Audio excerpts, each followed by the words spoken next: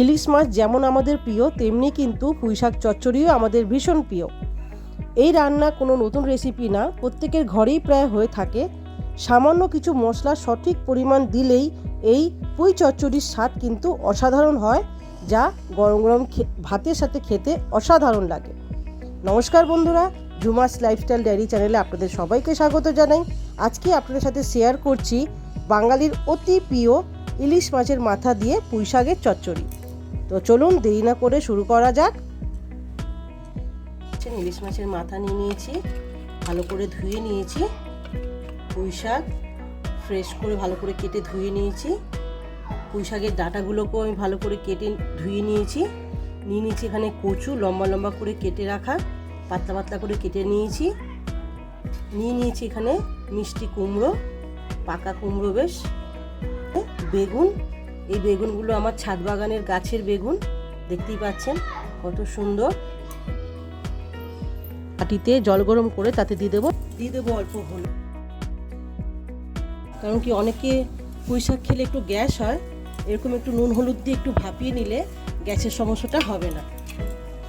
আমরা এবার এটাকে নামিয়ে নেব। এসে কড়াই বসিয়ে তেল দিয়ে দেবো, ভালো করে গরম হবে তেলটা, তখন এতে একটু দিয়ে দেবো আর্ধেক চামচ নুন। কেন নুন দিলে আমরা যে ইলিশ মাছের মাথাটা ভাজবো সেটা বেশি ফাটবে না।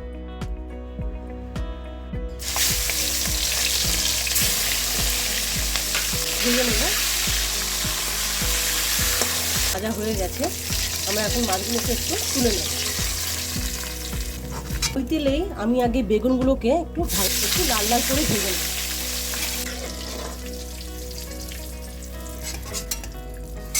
এবারে ওই তেলের মধ্যে দিয়ে দেবো 1 চামচ পাঁচফোড়ন, থেকে 4টে কাঁচা লঙ্কা দিয়ে এখানে মিডিয়াম সাইজের একটা পেঁয়াজ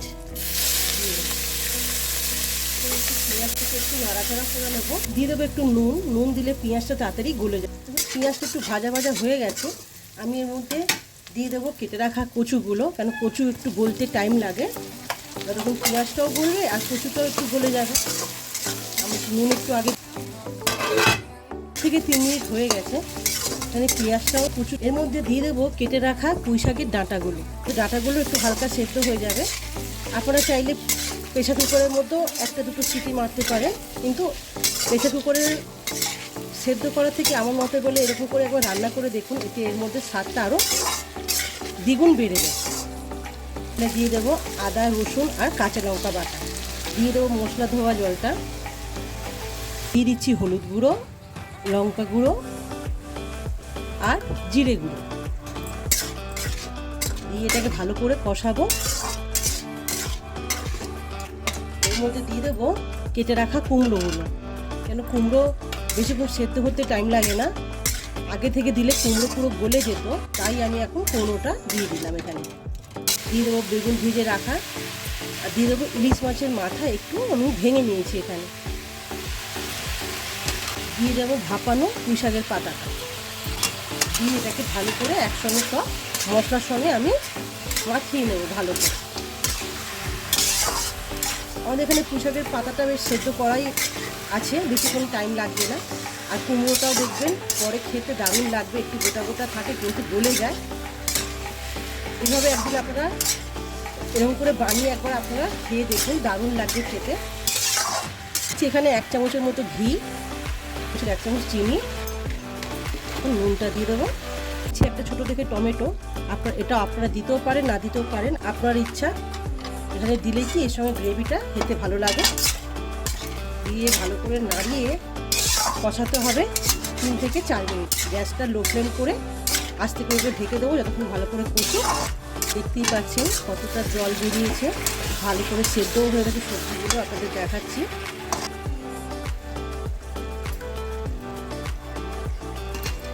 আমরা এবার কী করবো, গ্যাসের ফ্লেমটাকে জোর করে একটু চটপটা করে ভেজে নিলেই আমাদের ইলিশ মাছের মাথা দিয়ে পুঁইশাকের চচ্চড়ি রেডি।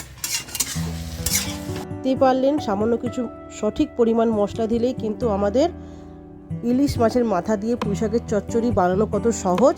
আমাদের গরম গরম ভাতে এই ইলিশ মাছের মাথা দিয়ে পুঁইশাকের চচ্চড়ি খাওয়ার জন্য পুরো রেডি।